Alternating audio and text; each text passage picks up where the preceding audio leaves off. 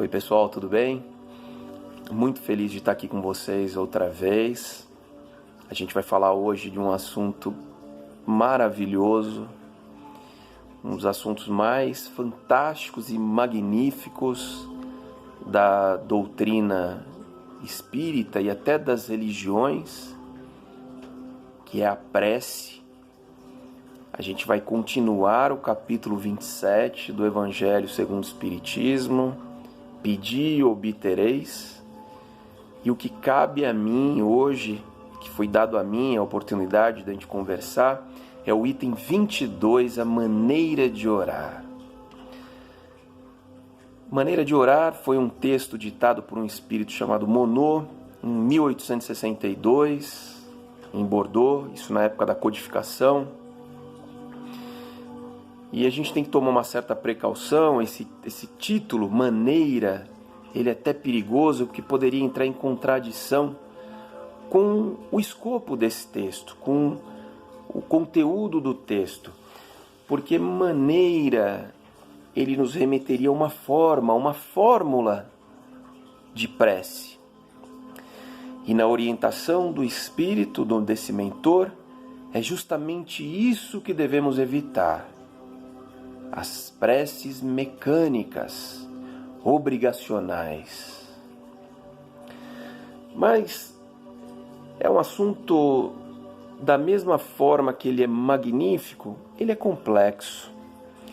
Porque a gente quando ora, a gente ora a Deus. É o nosso momento de nos encontrarmos com Deus, o nosso Pai Celestial.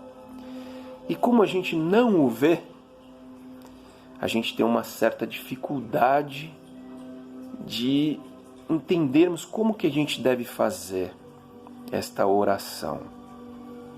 Jesus, a sua bondade infinita, como o nosso grande pastor, nosso grande orientador, o nosso maior profeta, ele, no livro de Mateus, no capítulo 5, versículos de 6 a 8, há uma orientação de Jesus, uma passagem bíblica em que Jesus nos ensina, nos dá um norte de como devemos proceder nas nossas preces.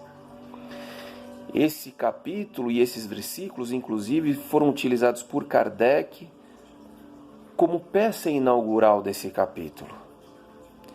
Então, para quem tem curiosidade, para quem...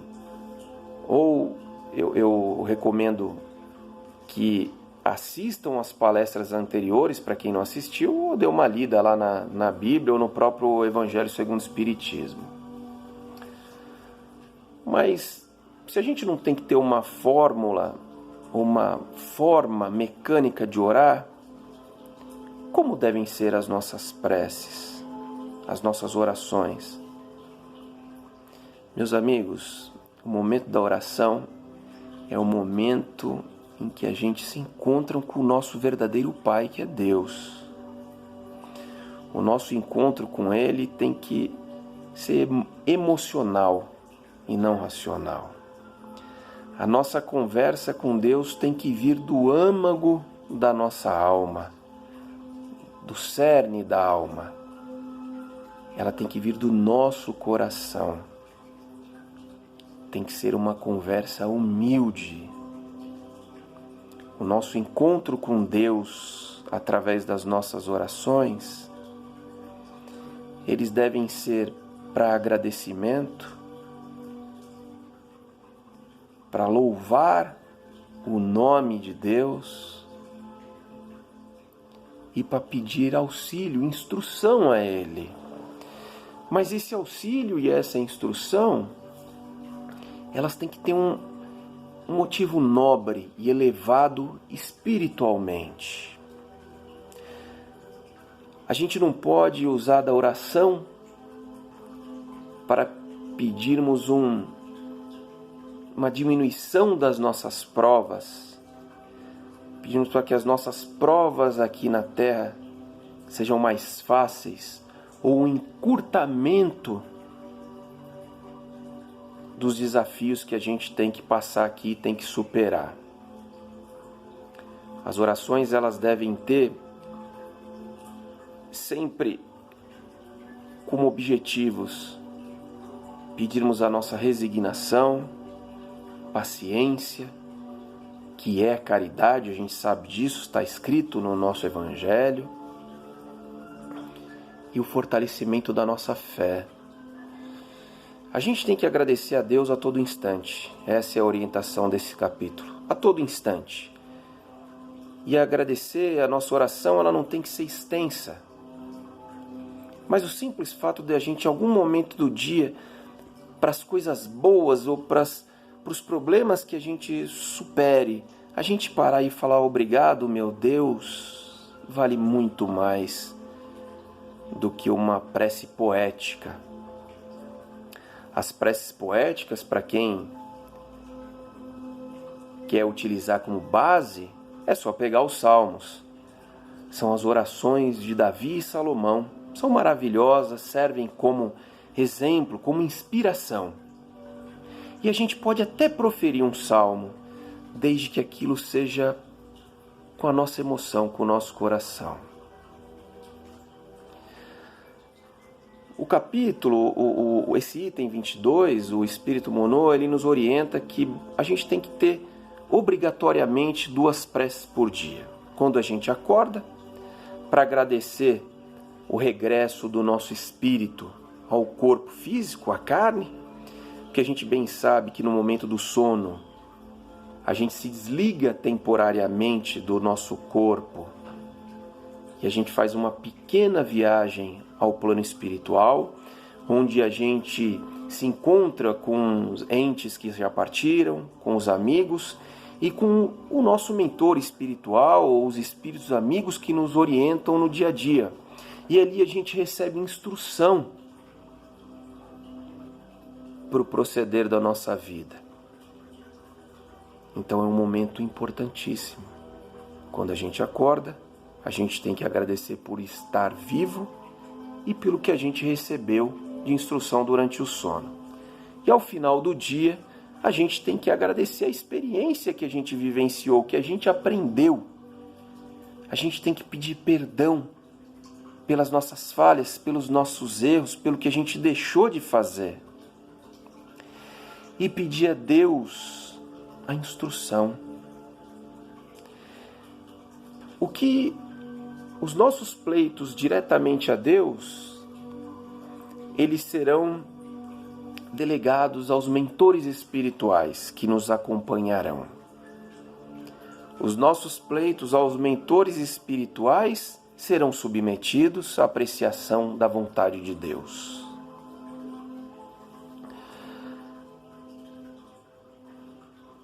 A gente pode usar, eu diria que o maior pleito que a gente pode fazer a nosso Pai misericordioso é a sabedoria. Isso é tão verdade que tem um trecho bíblico magnífico que está descrito em Crônicas 2. O início de Crônicas 2 relata o momento em que Salomão, o homem mais sábio de todo o planeta, naquela época e até hoje assim, ele assume o trono que era de seu pai Davi. Então, num encontro com Deus, Salomão pede a ele a sabedoria.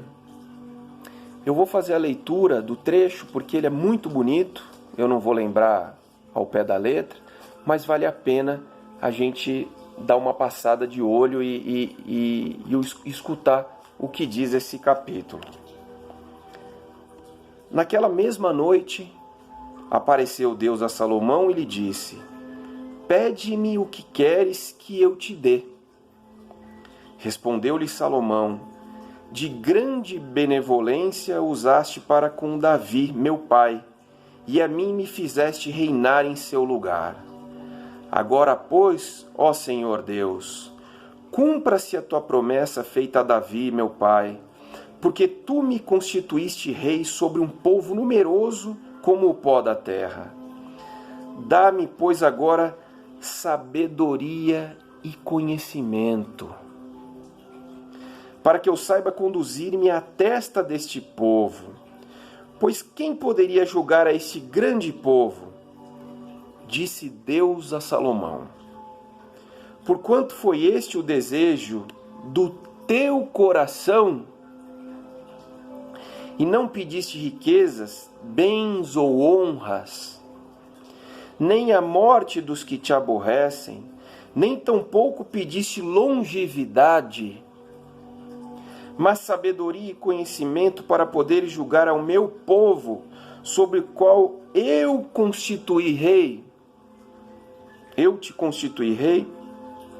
Sabedoria e conhecimento são dados a ti.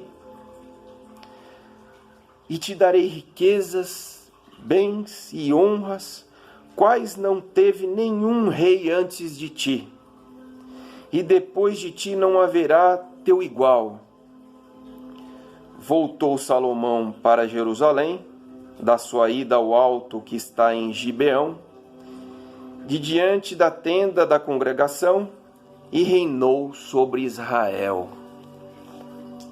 Olha só que bonito. Ele pediu sabedoria e conhecimento. E por que Deus deu riqueza, prosperidade para ele? Simples. Porque Salomão mostrou-se humilde.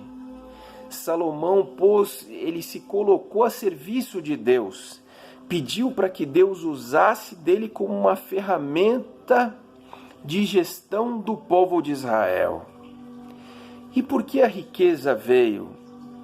Porque um homem sábio, com muita sabedoria, se bem a souber usar, tem tudo que deseja. Vai ter a riqueza, vai ter abundância, vai ter prosperidade, vai ter felicidade. Então, meus amigos, no momento que a gente estiver diante do nosso Pai Celestial, vamos pedir isso, a sabedoria e o conhecimento. Porque com a sabedoria e o conhecimento da providência divina, a gente conquista e consegue o que a gente quiser aqui na Terra.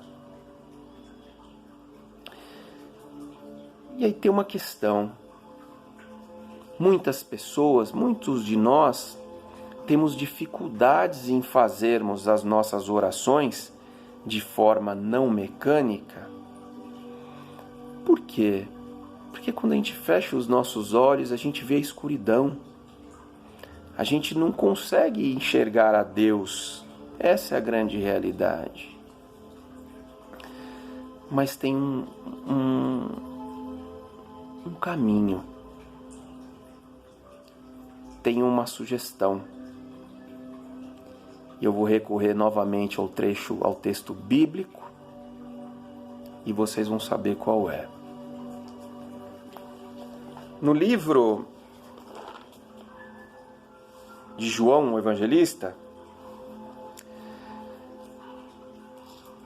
no capítulo 14,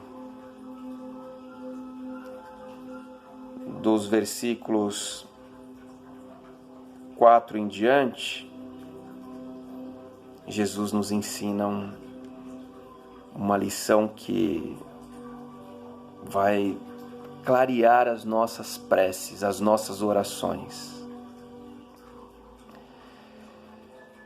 Diz lá o versículo 4: E vós sabeis o caminho para onde eu vou, disse Jesus.